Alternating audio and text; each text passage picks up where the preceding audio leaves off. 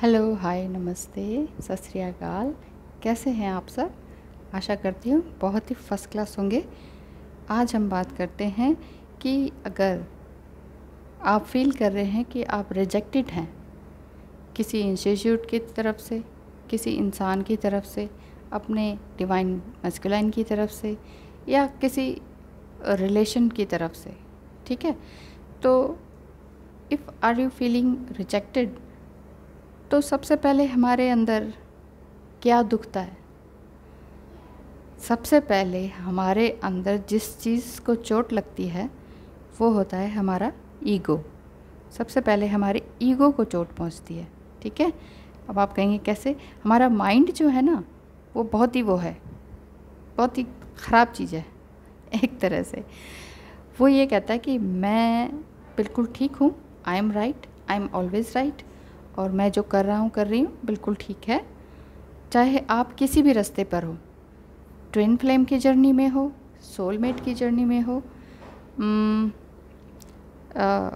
कार्मिक रिलेशन में हो, स्पिरिचुअल जर्नी में हो, कोई भी जर्नी में आप हो, या आप स्टूडेंट हैं, सिंपल स्टूडेंट हैं और आप किसी जॉब के लिए गए, आपने ऑनलाइन कोई इंटरव्यू दिया, उसमें आप रिजेक्ट हो गए, तो हर रिजेक्शन का एक ही आपको चोट पहुंचती है, वो आपके ईगो को।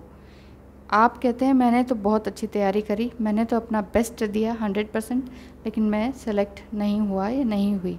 या आप किसी भी जर्नी में हैं तो आपको ये फील होगा कि क्या उसने मुझे रिजेक्ट कर दिया। इतने साल तक रिलेशनशिप रही, फ्रेंडशिप रही, हेलो हाई होती रही, एक दूसरे से बात करते रहे, दिल में भावनाएं उमड़ती रहीं, गप्पे मारते रहे, क्या था ये? क्या ये सिर्फ टाइम पास था? आप ये सोचते हैं। तो फिर आपको, आपके ईगो को बड़ी झटका लगता है, बड़ी ज़बरदस्त तरीके से। तो हम दुखी और एंगर दोनों होते हैं।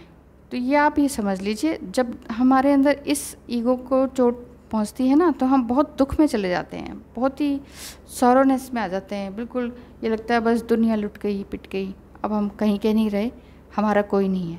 इस टाइप की ऐसी फीलिंग आने लगती है कि बस ठीक है, बहुत दुखी हो जाते हैं। और गुस्सा क्यों आता है? क्योंकि आपका जो फिज़िकल माइंड है वो आपको ये कहता है यू आर द बेस्ट, तुमने अपना बेस्ट किया, उसने आपको सिलेक्ट नहीं किया, उसकी गलती है। उसको इतनी सेंस नहीं कि वो आपको एक्सेप्ट करे या समझे, ठीक है? तो अगर आपको ऐसा दुख में हैं, आप बहुत गुस्से में हैं, तड़प रहे हैं, रो रहे हैं दिन रात, तो क्या करना होगा ऐसे में? देखिए, चोट तो बड़ी ज़बरदस्त लगती है, दिल भी बहुत बुरी तरह से दुखता है कोई आपको रिजेक्ट करे तो, लेकिन अपने आप को संभालना भी हमारा एक रिस्पॉन्सिबिलिटी है। अगर हम अपने आप को नहीं संभालेंगे तो कौन संभालेगा? सब आके आपको ढांढस बना देंगे, oh it's okay, it's okay, सब होता है, सब चलता है, सब ठीक है, सब ठीक हो जाएगा। क्या ठीक हो जाएगा? कुछ गलत थोड़ी हुआ है। रिजेक्शन भी एक पार्ट है आपकी लाइफ का, तो हमें हर चीज़ को एक्सेप्ट करना होगा, ठीक है? हमें इस ईगो की चपेट से बाहर निकलना होगा। मान सम्मान जो है ना, मान मतलब आपको रिस्पेक्ट मिली, आप खुश हो गए। आपको डिसरिस्पेक्ट हुई, इंसल्ट कर दी किसी ने, रिजेक्ट कर दिया किसी ने, तो आप क्या कहेंगे? ओहो, बेकार हो गया सब, सारी लाइफ हेल हो गई। तो हमें मान सम्मान के इस फ़र्क को समझना होगा। धीरे धीरे हमें ऐसी स्टेज पर आने की कोशिश करनी होगी, लगातार कोशिश करनी होगी कि हम इस मान सम्मान के चक्कर से दूर हो जाएं। मतलब हमें फ़र्क ही ना पड़े, किसी ने हमें रिस्पेक्ट दी, इट्स ओके, नहीं दी, इट्स ओके, सब ठीक है। वो दूसरे का पर्सपेक्टिव है। हाँ, लेकिन चोट दिल पे जब बहुत लगती है तब लगती है जब कोई कई सालों तक आपको एक तरह से यूज़ करे, ये तो नहीं कह सकती मैं, लेकिन ये है कि आप उसके इंतज़ार में हैं और आपको लगे कि वो भी आपके इंतज़ार में है। शायद कभी यूनियन हो मैरिज का, या वैसे ही कंटिन्यू में रहे, लेकिन वो अगर किसी तरह से सामने वाला पार्टी आपको रिजेक्ट कर देती है कि नहीं भाई, now it's okay, it's breakup time, अब आप अपने घर जाइए, मैं अपने घर, ओके बाय बाय, ठीक है, मुझे कोई और मिल गया, तो ना रोने धोने की ज़रूरत नहीं है। एक बार तो रोना आएगा, 2 दिन आएगा, 3 दिन तक आएगा, रोते रहिए, कोई बात नहीं। रोने से क्या होता है, मन की जितनी भी नेगेटिविटी है, मैल है, वो सारी धुल जाती है। रोने के लिए डरिए मत कि हो रो के क्या होगा। तो अपने मैं ये कह रही थी कि कैसे इस चीज़ मान सम्मान के चक्कर से आप ऊंचा उठें, डेली कैसे करें। वो ऐसे ही हो सकता है कि फॉरगिवनेस की तरह से। फॉरगिवनेस का मतलब आप माफ़ कर दें। आपका ईगो आपको माफ़ नहीं करने देगा। आपका ईगो कहेगा ऐसे कैसे माफ़ कर दें, उसने मेरा दिल तोड़ा है, उसने मेरी सारी मेहनत पे पानी फेरा है, मेरे इतने साल बर्बाद हो गए, मेरा जीवन ख़त्म हो गया, ये वो। आप पता नहीं कि आपका जो माइंड है, फिज़िकल माइंड, वो आपको सारी इक्वेशंस आपके सामने रख देगा कि हाँ देखा ऐसा है ऐसा है। और आपका दिमाग फिर आपको ये कहेगा यस यू आर राइट, सामने वाला गलत है। सामने वाले पे अगर आप ब्लेम लगाते हैं तो आप खुद गलत हैं। ध्यान से सोच के देखिए, अगर हम किसी पे एंगर कर रहे हैं, गुस्सा दिखा रहे हैं, कर्स कर रहे हैं, पीछे से गालियां दे रहे हैं, दुखी हो रहे हैं, रो रहे हैं, भगवान को भी सम टाइम कर्स करते हैं हम कि ईश्वर तेरी क्या लीला है, क्या किया तूने। तो ऐसा ना करें, रो लीजिए, कोई बात नहीं, क्योंकि आप अभी तक अंधेरे में थे, अचानक से आपको झटका लगा है, तो झटका लगने पे रोना तो आएगा ही ना। चोट लगी है, गिर गए हैं, तो रोना तो आएगा ही। रो लीजिए, इट्स ओके, रोना बुरी बात नहीं है। लड़का है, लड़की है, आप कोई भी है, रोना बुरी बात नहीं है, रो लीजिए, मन हल्का होता है। लेकिन इसके बाद अपने इस ईगो को भी देखिए कि मैं कहाँ पर स्टैंड कर रहा हूँ या कर रही हूँ, मेरा ईगो कहाँ है, मेरा माइंड मुझे बार बार क्या कह रहा है। अब आपको क्या करना चाहिए, आपको पहली बात तो यही है कि अपने जो कर्मास है ना, जो पास्ट लाइफ के आपके कर्म थे, उसको एक्सेप्ट करना पड़ेगा। देखो, हमें वही मिलता है जो हम बोते हैं, ठीक है ना। जो भी हम पिछले जन्म में काम करके आए हैं, उसका रिज़ल्ट ये जन्म है। इस जन्म में हमें वही मिल रहा है जो पिछले जन्म में हमने उल्टे काम करके आए हैं। किसी को हमने रिजेक्ट किया होगा, किसी को हमने हर्ट किया होगा, इसीलिए वो इस जन्म में आके हमारे सामने as a friend, as a husband, as a boyfriend कुछ भी बनकर आ सकते हैं और आपको बुरी तरह से हर्ट कर सकते हैं, घायल कर सकते हैं, तोड़ सकते हैं। आपकी स्ट्रेंथ, आपका मनोबल, उसको पूरी तरह से तोड़ देंगे। आपको लगेगा ज़िंदगी हेल है। लगने दो एक बार, रोने दो एक बार, एक्सेप्ट, ये भी एक्सेप्ट कीजिए। एक्सेप्ट मतलब अपने आप को भी एक्सेप्ट कीजिए। आपको बुरा लग रहा है, आपको गुस्सा आ रहा है, आप खा नहीं रहे हैं, पढ़ नहीं रहे हैं, आप किसी पे विश्वास नहीं कर रहे हैं, चीख रहे हैं, चिल्ला रहे हैं, लड़ रहे हैं घर में, बात किसी और से गड़बड़ हुई है, आप घर में लड़ रहे हैं। लॉकडाउन का टाइम है भाई, अगर रिजेक्शन मिली है किसी भी तरह से, या सामने वाला नहीं सुधर रहा है, आप हस्बैंड वाइफ हैं और आप सोच रहे हैं मेरा हस्बैंड ऐसा का ऐसा ही रहेगा, क्या होगा इसके साथ, मेरी लाइफ का क्या होगा, मेरे बच्चों का क्या होगा। अगर आप फैमिली में हैं, बच्चे हैं, तो आप सिर्फ ये सोचिए मेरी ईगो कहाँ हर्ट हो रही है। आप सिर्फ अपने आप को ये कह रहे हैं यस आई एम राइट, ये आपका ईगो कह रहा है, आपका दिल नहीं कह रहा। सोच के देखिए कहाँ गलतियाँ की हैं आपने। डीप हार्टेडली सोचिए, छोटे से छोटे पॉइंट को सोचिए।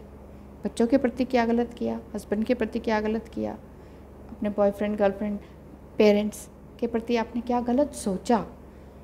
सोचना भी आपका कर्म है, दैट इज़ ऑल्सो कर्म। इंग्लिश में कर्मास बोलते हैं। तो समझ लीजिए, जो महाभारत में कहा है, जो बड़े बड़े महापुरुषों ने कहा है, जो बड़े बड़े सत्संगियों ने कहा है, सारे एक ही बात करते हैं।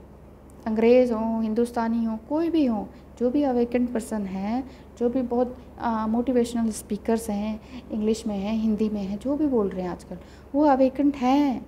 इसलिए वो सबको अवेकेंड करने आते हैं। हज़ारों की भीड़ बैठी होती है, तालियां बजाते हैं, सीटी बजाते हैं, क्योंकि वो थोड़ा सा मूड को लाइट कर देते हैं, थोड़ा हंसी मजाक कर देते हैं। इसके थ्रू आपको समझाते हैं। हंसते बोलते हुए आप लोग चले जाते हैं, सुना और बाहर आ गए, बस हो गया। अब तो वो भी नहीं होने वाला। लॉकडाउन के बाद ये सब भी नहीं होने वाला। इतने बड़े बड़े सेमिनार्स, ये वो, कुछ नहीं होने वाला। जो देखेंगे अब आप ये सब वीडियोस में ही देखेंगे, ठीक है ना।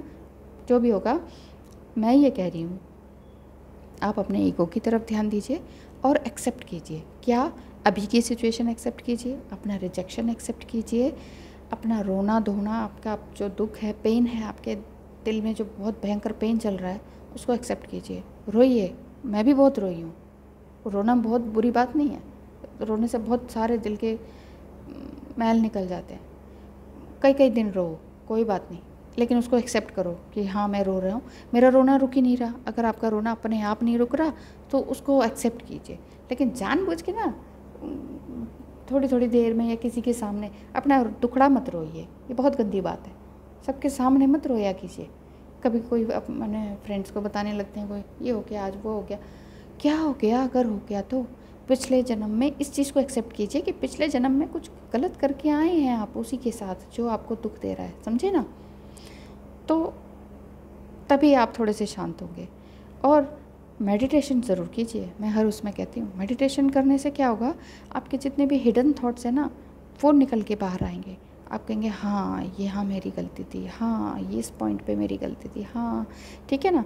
और जितनी भी आपकी जो फेटेड मेमोरीज़ हैं, जिस चीज़ को आप भूल गए थे, कोई अच्छी बचपन की यादें भी, वो आपको याद आने लगेंगी, कुछ अच्छा याद आने लगेगा, आप उससे खुश होने लगेंगे। तो थोड़ा सा मेडिटेशन में जाना ज़रूरी है, ठीक है। आपके जितने भी बिलीफ सिस्टम्स हैं वो थोड़े सुधरने शुरू होंगे।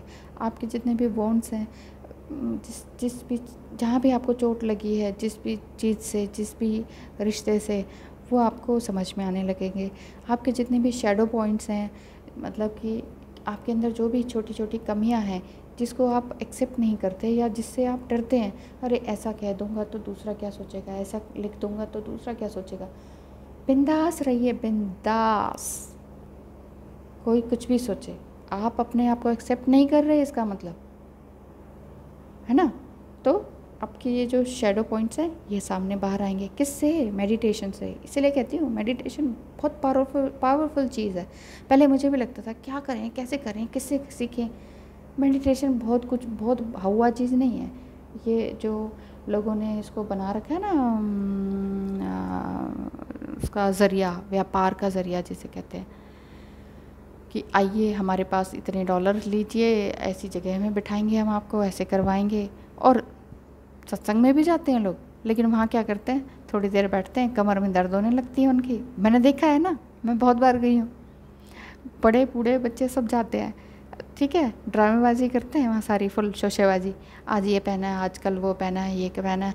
फिर उसके बाद जब जैसे ही सत्संग पूरा होता है, अभी सीढ़ियाँ उतर भी नहीं रहे होते हैं, गप्पे शुरू हो जाती हैं। कौन आया जी? बेटी आई है जी, बेटा आया जी, क्या लाए जी, क्या दिया है जी, क्या पहना है आपने जी, कितने का दिया है, कितने का लिया है। अरे अभी आप सत्संग से बाहर भी नहीं निकले हो उस रूम से और आप गप्पे हाँकने लग गए।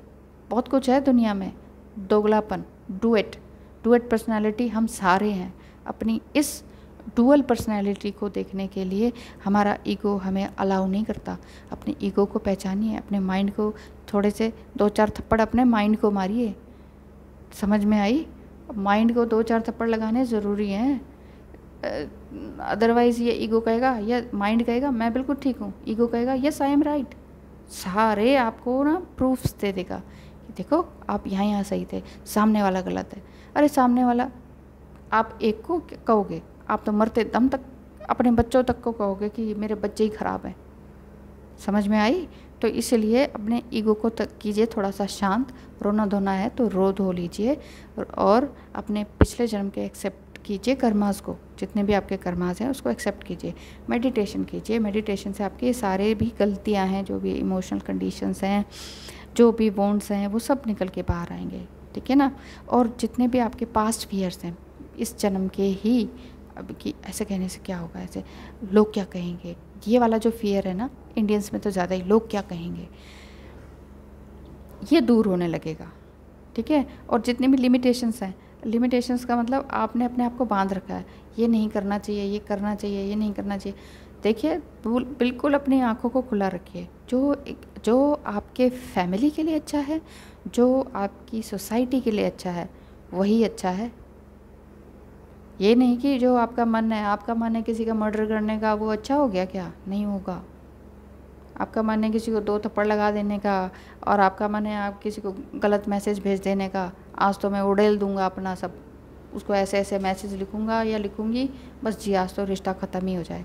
इस ऐसी ख़राब भावनाओं में नहीं बहना, ये अच्छा नहीं है, ठीक है। ये आपको डिप्रेशन की ओर ले जाएगा, आपको लोनलीनेस की तरफ ले जाएगा। और मेडिटेशन ये डिप्रेशन और लोनलीनेस को ही दूर करता है, पता है।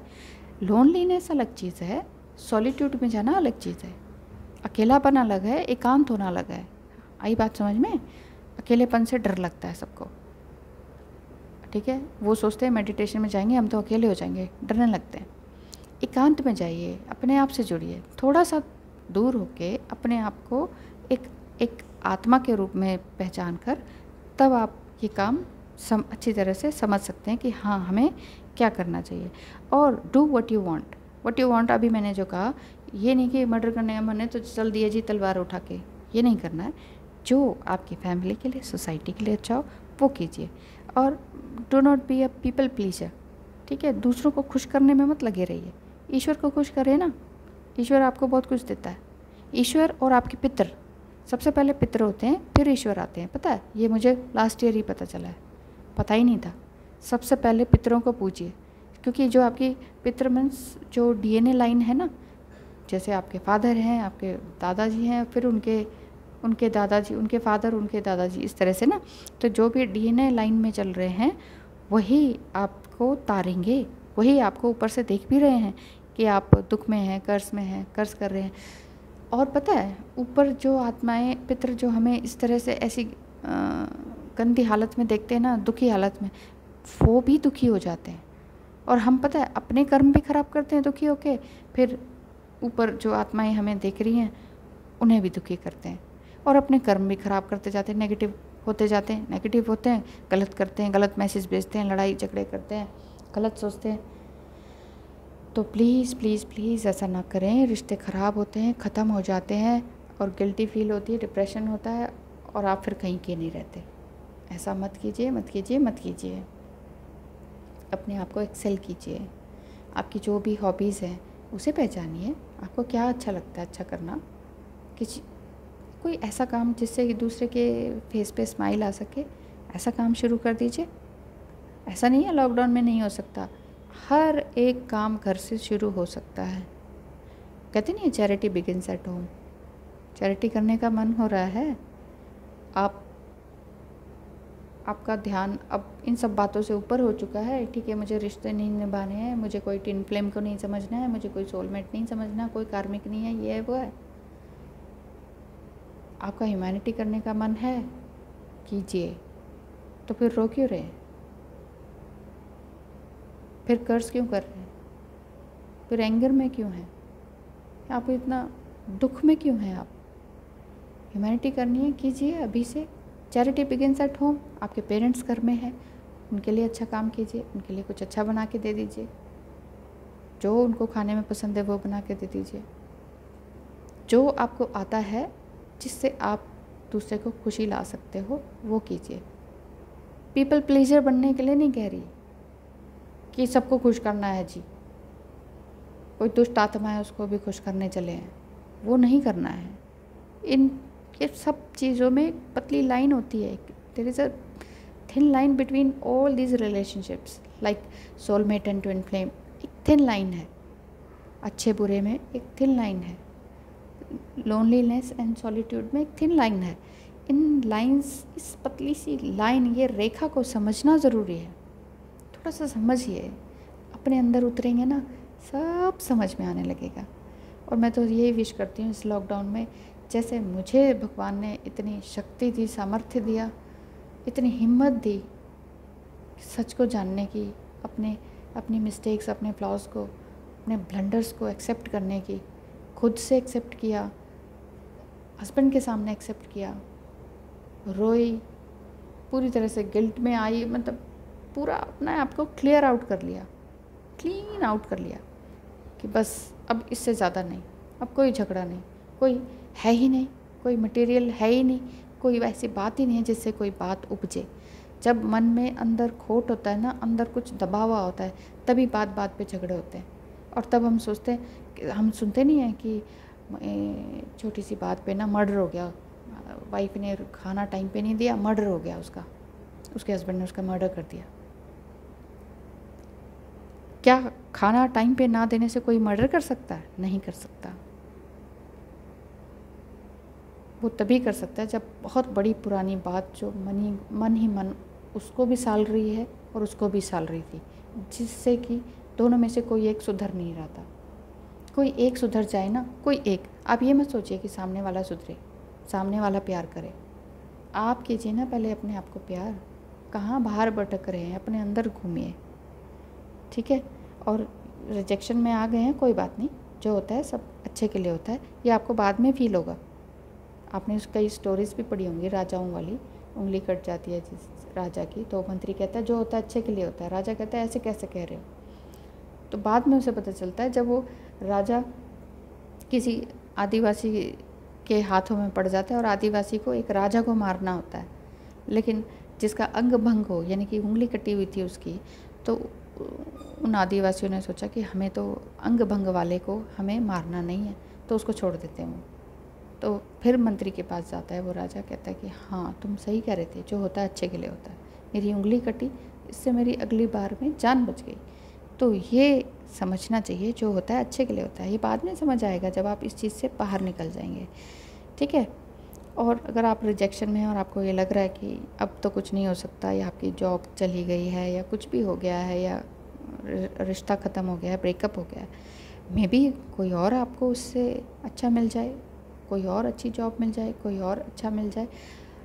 किसी और को ढूंढने के लिए मत भागिए, बिल्कुल मत भागिए।